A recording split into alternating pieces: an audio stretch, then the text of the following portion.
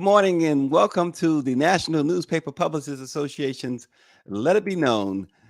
We will have a little bit more from our exclusive and eye-popping interview with Mississippi Democratic Congressman Bennie Thompson from yesterday. But this morning, the forewoman who served on the grand jury in Georgia investigating the 2020 presidential election gave the strongest possible hint to date that former President Donald Trump will shortly be indicted on criminal charges in the coming days. We will have details on that. Also, history in Virginia, where the Commonwealth elected its first Black U.S. Congresswoman. And George Santos continues his weird and dishonest run as a U.S. congressman. And while admitting that he lied about some things, he was found to be lying about his lies. We'll discuss.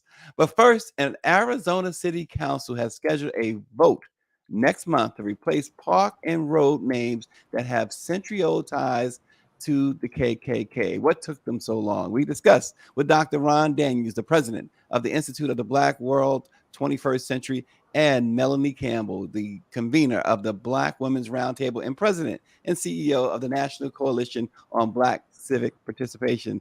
Melanie and Dr. Daniels, good morning. Good morning. Good morning. Good morning. Thank you for joining us. Let's start in Arizona, where a city council is scheduled to vote next month on replacing all parks and roads names that have been tied for centuries to the Ku Klux Klan. Tempe council members will consider replacement names during a March 2nd meeting. The new names were proposed by community members and vetted by council appointed volunteers who met several times. Melanie, I'm gonna start with you. My first question on that is, what took them so long? Oh, I just say it's never too late to do the right thing, right? What's taking them so long really is in some ways what we're going through right now with the games being played about our history in states like Florida, where they're attacking critical race theory and Black history and all these other kinds of things, kind of back to the future with white nationalism and racism. And so I think what's happening with this change is that you've got some people who are pushing against the grain of where a national trend is taking place. I think I call it a test of what will we allow to happen. And I know there's pushback in Florida, but you also see that there is a trend to try to use this as the next, wedge issue to dealing with white fear and replacement theories and all these other kinds of crazy things that are really coming into fruition in places where you have governors like DeSantis in Florida. So I think it's a great thing to go ahead and so that the young people who come up can see themselves, their history, I'm assuming will be reflected in that on those road changes. Honestly, I have not seen the new names, but I think it's a good thing. But it's also going against the grain of a tide that we need to all be pushing back on when it comes to what's going on with attacks on critical race theory and Black history. Well, David Youngblood writes in, "Hi, Melanie." Hello. And I'm gonna every morning when I see and this then I'm name, here I gotta. with one of my favorites. Dr. Hayes, how you doing? Every morning when I see the name Monique Daniels, I'm gonna say hi, Monique Daniels, and my Aunt Pam is watching. She's probably got music on and everything, dancing in the morning. Dr. Daniels, this Tempe council members, they're gonna vote on this on March 2nd. Do you see it going any other way except for voting to remove these names at this point? Well, I think Melanie's right. We hope it doesn't go any other way, but we're in very perilous times. And to have people who are willing to go against the grain, I think is a good thing. It is worth remembering that Arizona was, I think, the last state, if not one of the last states, to adopt a Martin Luther King holiday. We took all kind of marches and crusades and everything to get them to change. So Arizona is a kind of an interesting state, but I do think it's a ray of hope. We need to fuel those rays of hope because we're in a struggle between the forces of white nationalism and white supremacy, who are overt. And this is what is so dangerous about this era. It's dangerous, but on the other hand, it's good, because back in the day, folks used to say, I want to see it up front. I'd rather have it raw, naked in your face, rather than Mhm. we're doing it behind your back and doing it subtly, and whatever. Yeah. It's a perilous period. And we have politicians who are playing, you talk about the race card. They're playing the white nationalist, white supremacy card straight up, wide open, and it's dangerous. And so, again, to have this kind of pushback, or this kind of more proactive, progressive move, is something that I think we should applaud. Yeah, they got a list of names last month. The names include civil rights activists, the first African American landowners, and in Tempe, and the married pioneers Adolfo Romo and Jaquina Jones, who fought and won in court for their children to be able to attend school with white children. Their 1925 case helped pave the way for desegregation in the United States. So we are going to follow that and see what happens next week. Actually, it is next week, with the Tempe City Council out there in Arizona. But moving on, Melanie. So Emily Kors, the forewoman of the Georgia Special Grand Jury that investigated election interference, gave the strongest possible hint that former President Donald J. Trump will be indicted in the peach state. She said it is not a short list. She told the New York Times yesterday. The newspaper said she declined to discuss who specifically the grand jury recommended for indictment, but Coors appeared to remove any suspense. She says, "You're not going to be shocked. It's not rocket science." So it looks as though, and we know DA Willis down in Georgia, as we've been talking about on this program, we've talked about it several times. She's had her sights set, laser focused on the former president. Melanie, what are you anticipating? Because we heard just recently that they recommend, there's a lot of perjury charges recommended, but we know in Trump's case, it's probably not perjury because he refused to testify, but it has to be something more, perhaps more serious. Yeah, well, I watched some of that last night. I was traveling. I'm down here in Georgia, actually, for Thomas W. Dorch Jr.'s homecoming services this week. He was a mentor and chairman of my board. But when I watched it, I was like, wow. Wonder how people would have responded if she would have been a black woman talking about this stuff. So I kind of said, you know, she's getting all of this media attention, right? Getting her 15 seconds of glory and on the spotlight, but just it didn't sit right with me that she would be out here running her mouth like that. I'm like, she was a woman, really? That was who y'all had? So I to was me, in some surprised too. ways, from a public opinion standpoint, I don't know that that's helping the situation, but Yeah. The reality is the former president should have been indicted a long time ago in Georgia and everywhere else. The Justice Department, in my opinion, is taking too long, because I know that if it was somebody that looked like any of us, If first his of name all, was Obama, right, the name was Obama, right, that this would have been resolved. First of all, it would have been resolved probably on day 2. well, you know what? Along took those over the lines, you talk about Capitol. the Department of Justice. Melanie Campbell, the convener of the Black Women's Roundtable. Yesterday, we talked to Bennie Thompson, the congressman out of Mississippi, who chaired the January 6th commission. Who, among the many bombshells that he was dropping, he said that it would be and this is his words, if Trump isn't indicted by the Department of Justice, it would be a travesty of justice. That's his Totally agree. words. He said it live Totally on agree. this program. We keep talking about autocracy versus democracy. You hear President Biden over there in Poland and Ukraine, and we're fighting and all this, but right here at home, we're seeing it in real time. Yeah. And you had from a Donald Trump to a DeSantis, right? To Abbott in Texas. It's in our face. To Margaret Taylor Greene in Congress. It's all over the place. Mm-hmm. And we think that this thing can't crumble. As imperfect as it is, it's crumbling, in my opinion. And I don't know if we don't have an indictment. I think you open up for more. Oh yeah.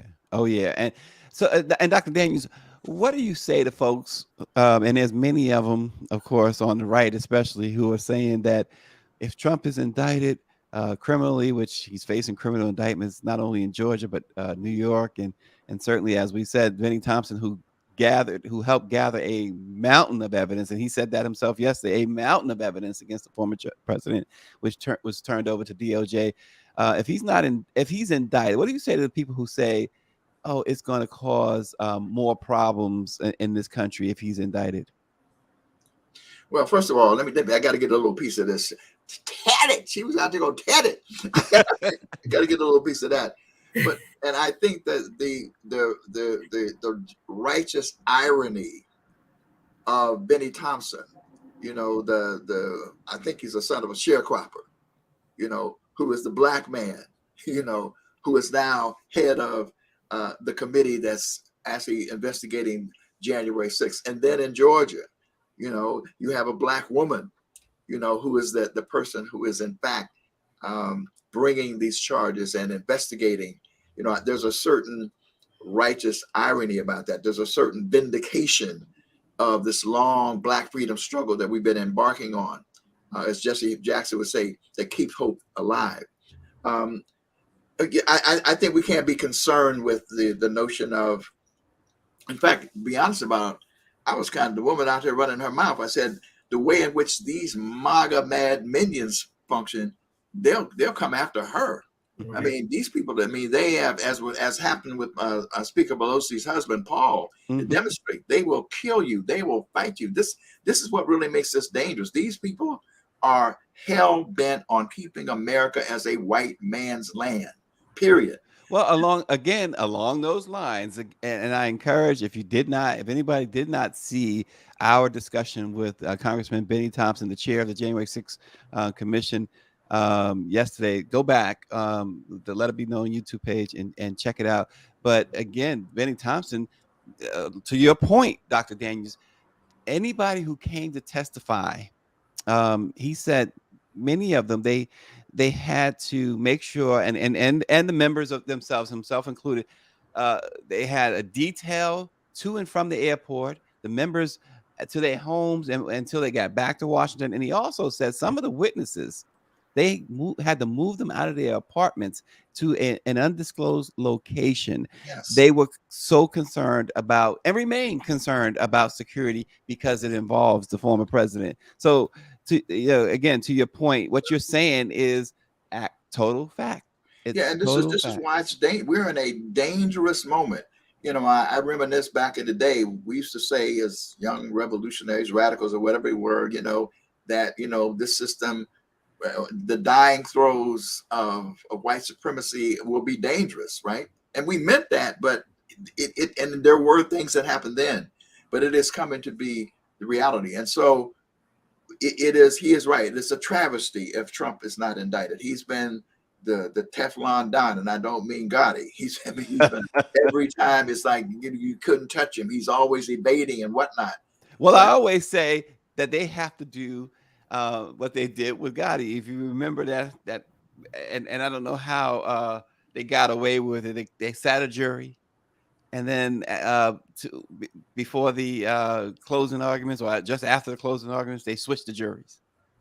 And that's how ultimately they got John Gotti convicted, the Teflon Don, as you said. And so perhaps you have to make maneuvers like that with Trump. Remember, as we said, the DOJ has what Thompson agreed, Congressman Thompson agreed, as a mountain of evidence. Manhattan District Attorney's Office now, just last week, started to present evidence against Trump in a criminal matter that he paid off a porn star to keep her silent during his 2016 presidential campaign. So he has that situation going on in Manhattan. He has this DA Willis down in Georgia, who, like we said at the top, laser focused on Trump. and for good reason. In that case, Melanie, down in Georgia, here's the thing: you talk about smoking guns. Well, the recording of his conversation with the Secretary of State, you can't get more of a smoking gun than that, right? Yeah. Well, what was interesting that she also said, I think I heard him correctly. There's more. There's more too, right? There's even more that was said, and so I think that's going to be really important to hear because people tend to tune stuff out. Right? It's right in your Mhm. face. It's like, okay, this is obvious that they should be charged, right? Right.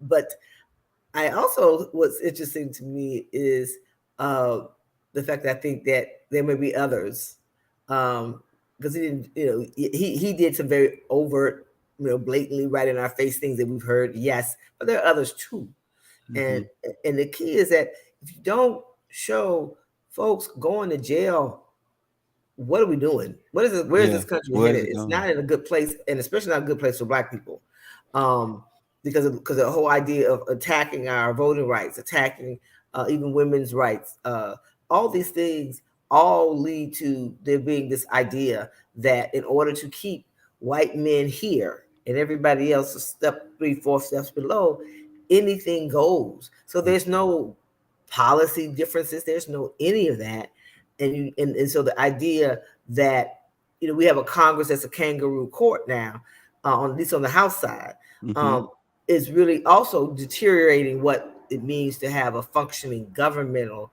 structure, legislative structure in this country. So I think we're in for a ride over these next couple of years, and Yeah. 24, which is a year away, um, will set the tone for what happens. And these kinds of cases will have an effect too. Yeah. And Mike V If mentions, you don't don't forget see the. real justice being done as at least a deterrent, one would hope. Yeah. And I'm like Dr. Daniels, I'm hoping. I'm hoping against hope. I'm trying not to be pessimistic, but I'm gonna watch my mouth. Doggone it. Yeah. Seriously, are we really seriously still this? And if it doesn't happen, and the fact that the people have to worry about their safety and Mhm. the violence that's out here, and it's cancerous, for lack of a better word, that's just can spread. It doesn't take a masses; it just takes a few. A bullet doesn't have a name on it. It Mhm. just you know Yeah. so Well, those kinds of realities we're up against. yeah. Well, Mike V writes in that don't forget about Trump refusing to cooperate with classified documents in Mar-a-Lago. And good morning to Dr. David Childs, University of Kentucky, Northern Kentucky. He says hello to your wonderful guests. Greetings to the doctor and Mrs. Melanie. Nice to wake up to hear about Trump going to jail. Makes my heart glad. Oh, Real talk, right? she said real talk. But Giuliani may not be far behind either, or well, and so Lindsey Graham, because and the other thing that becomes important about this is, I think everyone who was involved in January 6th, all of these conspiracies mhm, need to face jail time.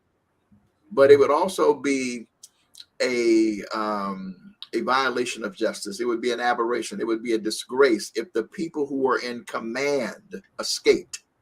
And that's the one thing that's so important now. That's why the Orange Man, I never mentioned his name, or AKA Agent Orange, as Spike Lee has named him, needs to do time. Giuliani needs to do time. These people need to do time because they were the ones, these folks were following them. It was like a cult.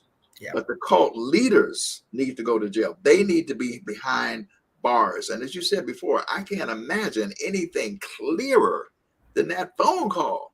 yeah, The thing that somebody had, and I like what you had to say too, because I always bring up this comparison that it just gnaws me to my soul.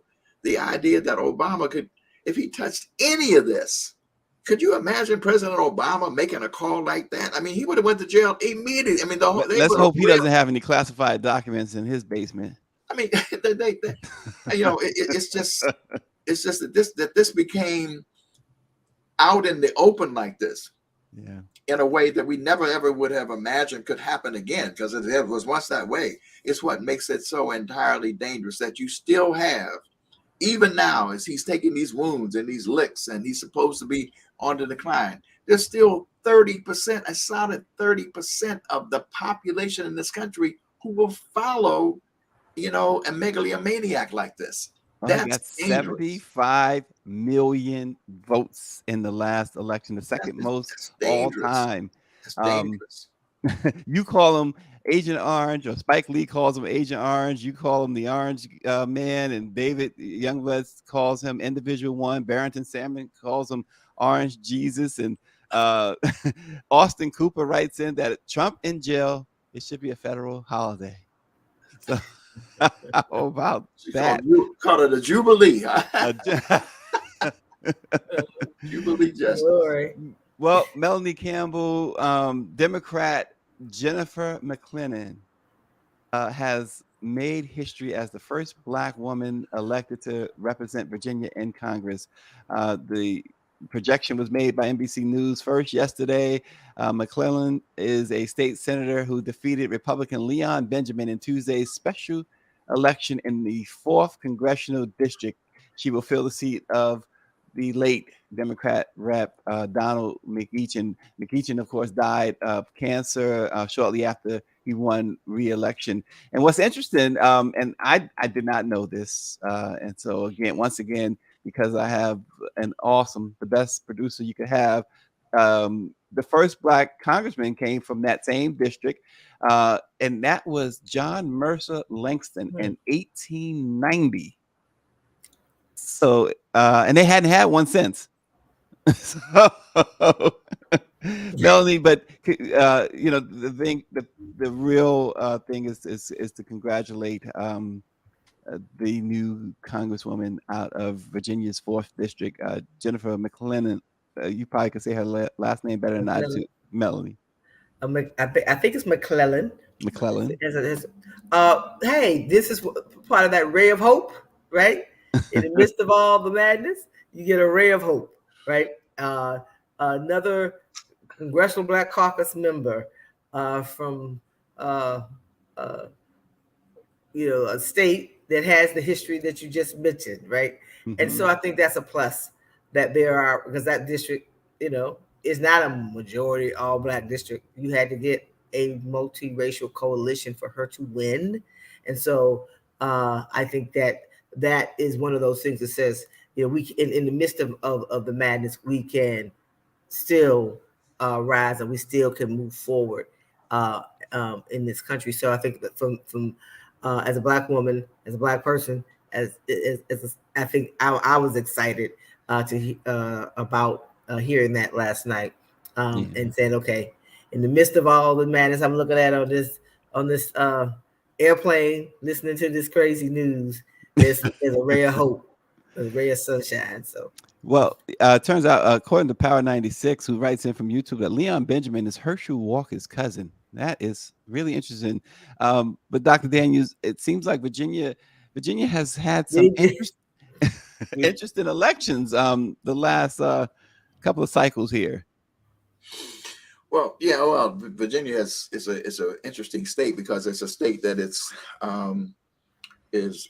flipping, actually, and a part of that is the ability to build these multiracial coalitions. I make no apology for it.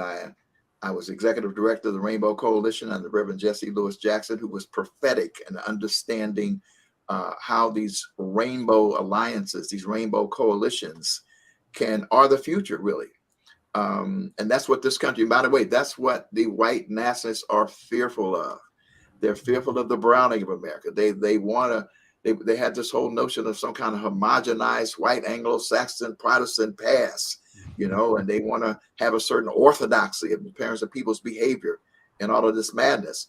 But if you look at the Congressional Black Caucus, that's blown up now, Melanie, over 60 members now? Yeah, I mean, close to it. And some of those districts, and by the way, Melanie Campbell, of course, has been sort of the heavyweight champion on this stuff. I mean, time and time again, the National Coalition of Black Civic Participation, doing this work for years, just getting protecting the vote, building the vote, mobilizing the vote, creating mechanisms for getting it done.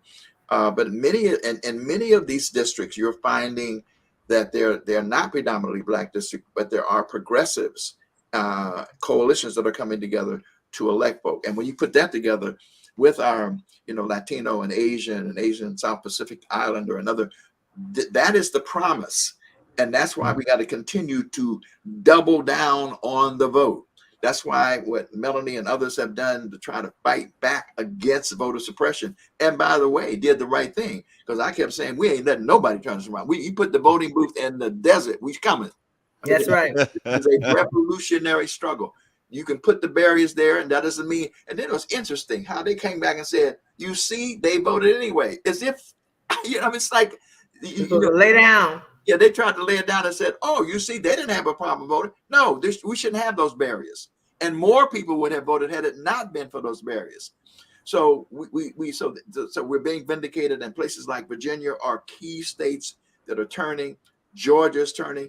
I got to tell you, I keep saying over and over again, there are possibilities in places even like Mississippi and in the Deep South, if in fact we can get even higher levels of black voter turnout to then coalesce with increasing numbers of Latinos, even Native Americans that have a small number of people. But when you maximize those numbers in a low voter participation environment, you really maximize, and you have voting power disproportionate to your numbers. So in that sense, I'm optimistic, because we do have, people like Melanie Campbell who are on the front lines, out there mobilizing, galvanizing that vote. Latasha Brown. I mean, there's a whole coterie of people who are fighting to defend our right to vote and expand that right to vote. And when you couple that, with the protest and with the organizing and mobilizing that's taking place, that's the trend. So that battle is taking place, and we do have allies. There always have been some allies. There always have been whites and others who've been willing to go against the trend. But make no mistake about it, we cannot go to sleep on this, and we have to become ever vigilant. Anti-Semitism is on the rise, and neo-Nazism is on the rise. I mean, we got to remain ever vigilant. But in the end, we will prevail. Like Martin Luther King said, the moral arc of the universe is long, but it bends towards justice. And what we are doing is bending it, and we got to keep bending it and bending it and bending it. Well, David Youngblood says that Mississippi has really strange state voting laws that require enormous efforts to win statewide. And yesterday, I wanted to bring this up, and I apologize for not bringing it up to Power 96, but he mentioned this, Melanie and Dr. Daniels. I don't know if how it works, but he said, since the governor is up for re-election, he said that he believes that all Democrats, or all black folks too, should vote in the primary for his opponent. Obviously, that would be the Republican primary, and then, of course, during the general, then go back and vote for the Democrat. Either you can tell us how that would work, if that's possible. You said that he said he's encouraging black folks to vote for the opponent, and Democrats to vote for the Republican there opponent. is, and I'm going to say that I don't have that in front of me about the laws in Mississippi, but I know that can happen. Like, okay. In some places, you can, have open primaries, right? And folks have done it, right, to try to set up a situation for the general. So if they're saying that, and that's being pushed, that means my assumption is, and I apologize, I don't know their state laws in front of me, but if that's allowed, it's because they have an open primary, which means that you can get folks to vote, and that's happened. That happened. I want to say that happened in Alabama, but with a Senate race before. But yeah, if the laws in that state allow for open primaries, then you can do that. You can cross over. Okay. And David Youngblood said that I think a successful candidate has to do that in each district or region. And Power 96 says, yes, Mississippi has open primary. So we'll see. Mississippi is, we've been talking about Mississippi for a little while now with the what's going on with those new proposed laws in Jackson. Of course, the water crisis. It's so much to digest. what's going on there. And Bennie Thompson, Congressman Bennie Thompson told us yesterday that the residents have been protesting at the Capitol. We and the Black press are keeping an eye on that. And we also, as the congressman urged, we also are petitioning, if you will, the House Speaker to get those 41,000 hours of tapes that they turned over to Fox News. Again, Bennie Thompson said some of that was classified information with national security interests that they gave to Fox News, that Speaker McCarthy gave to Fox News. So we'll see if they will, because they now are compelled to share it with other media, right? You would think. And so the Black press has made a formal request through our main office in Washington, D.C. So we'll see what happens. But speaking of Congress, you talk about travesties to Dr. Daniels and Melanie.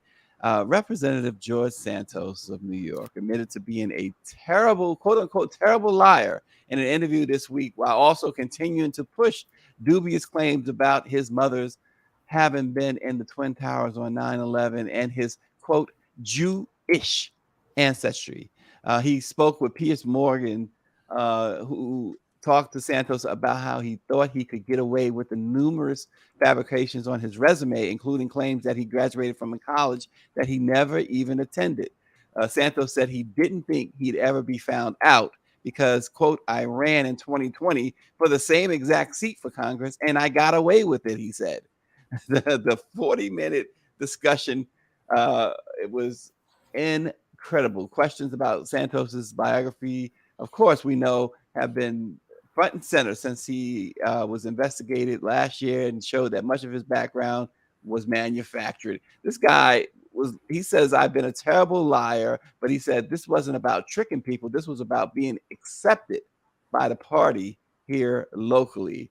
I'm gonna start. I'll let you go first, Melody, on Santos. Why is he still okay, Dr. Daniels? Why is he still in Congress? Well, he's still in Congress because the Republican Party is a hypocritical party. I mean, this is you're talking about a level of hypocrisy and cowardice that is just it's mind-boggling. I mean, Kevin McCarthy he wanted it so bad. He was willing to do anything, to give up anything. Yeah. I want to use the term, well, he was a political, I won't use the term. I'm almost thinking I know what you're thinking. Willing to give it all up. You know what I mean? To do it. I mean, it was just Houdini made a song about that. There was this razor thin margin. Razors, because the red wave was checked by the black led blue wave, right? with Melanie Campbell there in the forefront. Check that stuff. Almost held on just by a little bit, right? Oh, and so they refused to do what the Democratic Party would have done. And in fact, there's some instances, I think the Democratic Party, I can think of a couple of instances on zero tolerance on certain kind of behavior, kind of overreacted. But the Republican Party, they will do anything in order to claim power. It is the means justifies the end. It is moral and ethical bankruptcy. That's what keeps him there. And then at least Mitt Romney had to, he went up in his face and said, you don't belong here. At least he had that much, because he doesn't belong there. And ultimately, even in this district right now, is showing that his approval ratings is like almost zero. Like maybe he's like 80% disapproval rating and whatnot. And he has no shame. He has a personality disorder. Talking about testing people for something that Nikki Haley's talking about. We need to test people, all right. We need to test people for cult disorder. Well, yeah, he does. Yeah. He does present as a trouble just on the face. They say don't judge a book by its cover, but he presents as a very, to say the least, troubled individual. Bobby Henry says so. He's a garden tool used for making rolls. Interesting. Michelle Madison said, Dr. Daniels, Michelle Madison says pimp, but I think you were kind of going at the very least the opposite of pimp. It's just terrible, and the fact that to just watch this live on television, we watched Kevin McCarthy give up everything. Just give it up. Just give me a vote. And just give me whatever you want. You got it. I mean, I don't care what you just give it to me. I mean, that is, I mean, can you imagine that kind of obsession with power for in and of itself is evil actually, but that's what we're up against. And then, he wants to stand now and act as if he's some upstanding person. That level of hypocrisy, that level is one of the things that certainly we don't see in someone like our new majority leader Jeffries and others who have stood tall, and having some ethics and some morals and some sense of values. You have total moral bankruptcy on the Republican side in the face of MAGAism. This MAGAism, they're willing and they are intimidated. They'll say one thing one moment and turn around and go kiss the ring. I mean, that's what Kevin McCarthy. He got up and he huffed and he puffed, and then the orange man roared, and the next thing you know, he was on a plane to kiss the ring. Same thing with the Senate majority of who was then the majority leader. Then he got up and he should be responsible and this and that and so forth. But then he refused to vote for impeachment because they're intimidated and terrorized by these MAGA forces.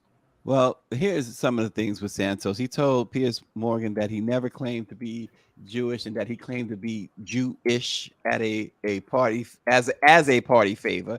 And he says that was always a joke. Everybody used to laugh it up. I'd said it to a room with 1,000 people. People were hysterically laughing. It was funny to them. They loved it, he said. It was a speech that he delivered to the Republican Jewish Coalition. But in his remarks, which C-SPAN broadcast, Santos said his election meant that, quote, now there will be 3 Jewish Republican members of Congress, a comment that was greeted with applause, not laughs. He says, I don't think Jewish people find it funny. But he goes on to admit that he claimed to be a proud American Jew. And he, although, genealogy records dispute his claims, Santos said that he insists those records were wrong. And then he says he'll battle that point to his grave. And he sent out for more DNA test kits. And he says he's gotten 4 of them so far, and he's just waiting for their returns. This guy does he even hear himself when he speaks? He said his mother died in the 9/11 attacks in the Twin Towers. His mother didn't die until 2016. Melanie Campbell says, leave it alone. Well, the fact that we elected a president who lied, and the fact that that same president who tried to get a second term, still got millions of votes, right? Yep. Says that this country is at a place where anything goes, and it still goes back to, and those people who show up for those rallies, they're not going to benefit from it.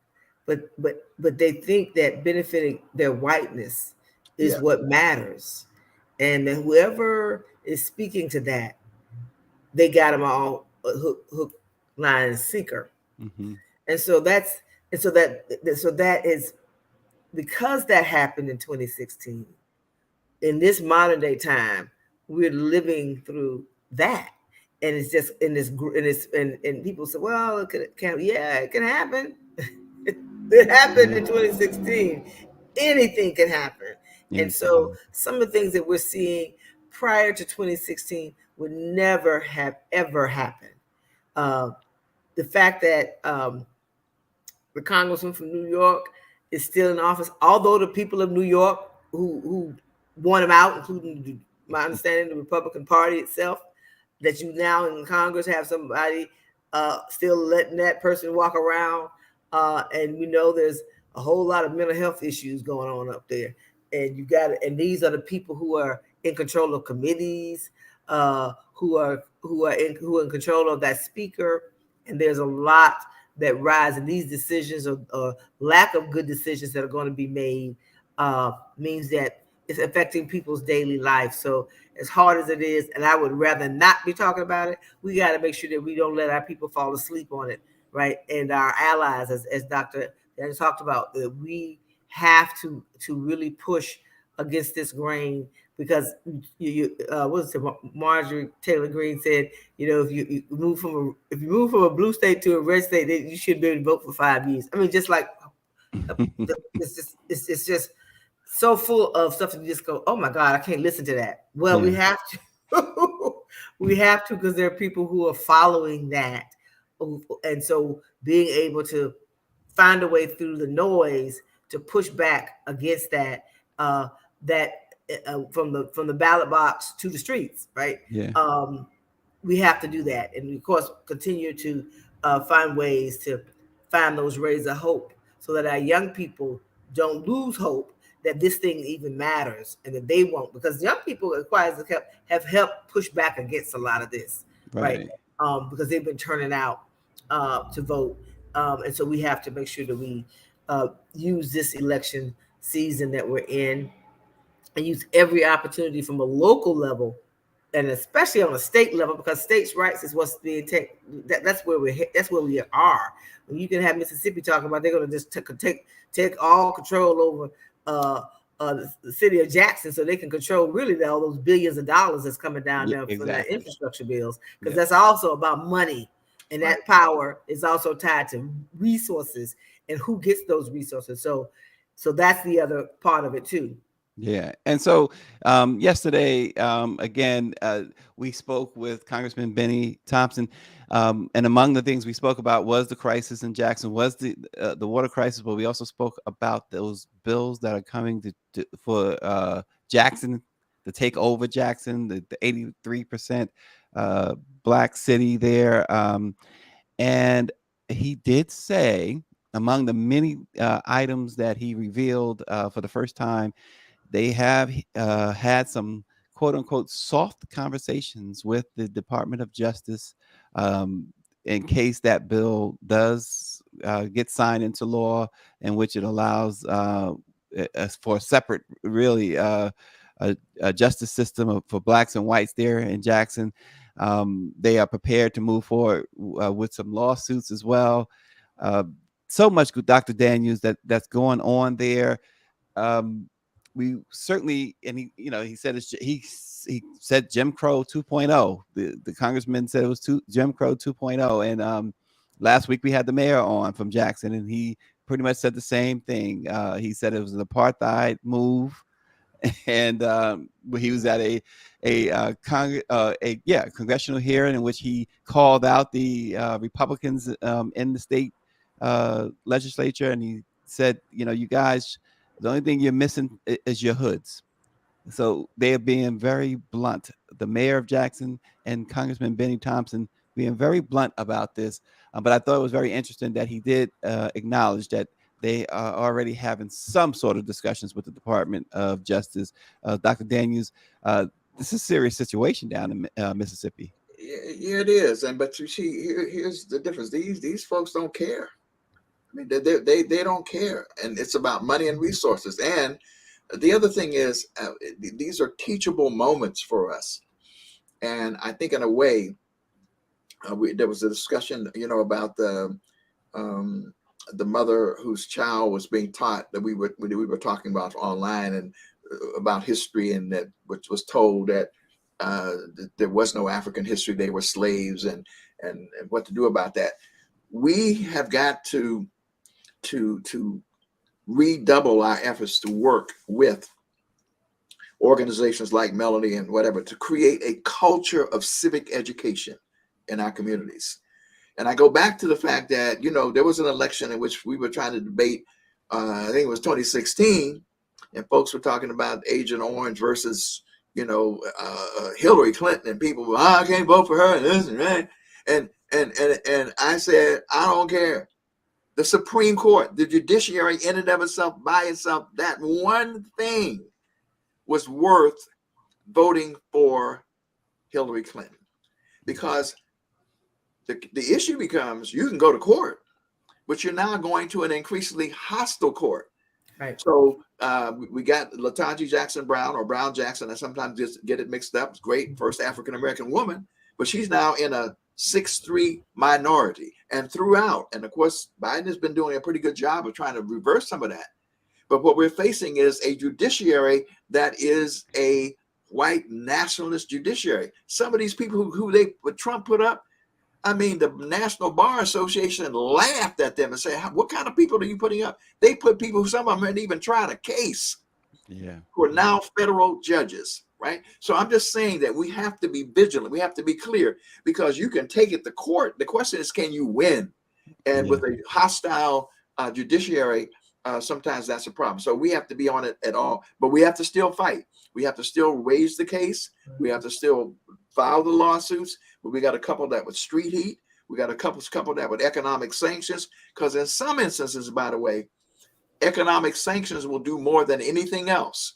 Because in states where you have basketball tournaments and huge amounts of tourism, if you can say, okay, if you want to do this, this is what we're going to do in terms of our vote, in terms we're going to vote with our dollars as well. We got to put all of those tools together in a multi-dimensional campaign to advance and defend our interests. So anyway, it's going to be a hell of a fight. They will do it. They know no shame, no shame whatsoever. Well, we have a new winner for the Trump nicknames. Mike V says he is the Tangerine Tyrant. Love it. Absolutely love it. Tangerine Tyrant. Wow. Dr. Daniels, real quick, Dr. Daniels, before we go, David asked earlier about the state of the Black world, about vendors. Give just real quick. Will you guys have vendors? Are you looking for more vendors? And a website? Yeah, go to ibw21.org and see that. Nobody know when I said Melanie Campbell, she didn't know. Melanie know I got a call coming to her. I'm in so much trouble. I got Melanie all over this thing. She got assignments she don't even know about. But yes, we're gonna have vendors. We got vendors coming to the State of the Black World Conference. And can folks still be vendors? Wants to know. Still be vendors. Okay. But let me also say this: we received word yesterday that President Adolfo Adu from Ghana is confirmed. Yep. The president of Ghana will be here for the State of the Black World Conference, and we expect others to follow suit. So go to the website, ibw21.org, inquire about vending, and there will be an African marketplace at the State of the Black World Conference in Baltimore. All roads lead to Baltimore, April 19th to the 23rd. It's only 8 weeks away, and I'm terrified. Melanie, I'm getting ready to call you as soon as I get off this program. And Melanie, the latest for of the Black Women's Roundtable, or the National Coalition on Black Civic Participation. What's the latest? Yeah, well, two things. One, I'll give Dr. Daniels an assignment. He always passes out assignments. But we are getting ready for our 12th annual Black Women's Roundtable Women of Power National Summit. We're going on Capitol Hill, and we're going to get in the Republicans' faces when we're there. As well as the Democrats, but that's March 15th through the 19th. And we're in Maryland as well as in DC. We're Prince George's County. Prince George's County Executive Angela Brooks, who also happens to be a Sarah, is our honorary chair. It's a 4.5 days of really digging deep. But our theme this year is also focused on wellness. And really pouring into sisters, and we have Black women and girls that come to the summit every year, and we'll also be releasing our annual Black Women's Roundtable report on the status of Black women. So that's coming up during Women's History Month. We inserted ourselves into Women's History Month 12 years ago because there was nothing going on at that time that was of significance. So we're going to be there, and it's not too late. We will have vendors as well, but you can register a very, very nominal fee to come. We raise the money so that folks can come, and don't let money be the reason not to show up. But if you show up, if you're in the room, it's really about our theme: reset, rejuvenate, reimagine our power so that we can resist and act. There you have it. Melanie Campbell, the convener of the Black Women's Roundtable and president and CEO of the National Coalition on Black Civic Participation, and Dr. Ron Daniels, the president of the Institute of the Black World 21st Century. You just heard what they both have coming up. So join them and join us again tomorrow on Let It Be Known. Thanks for watching. Thank you.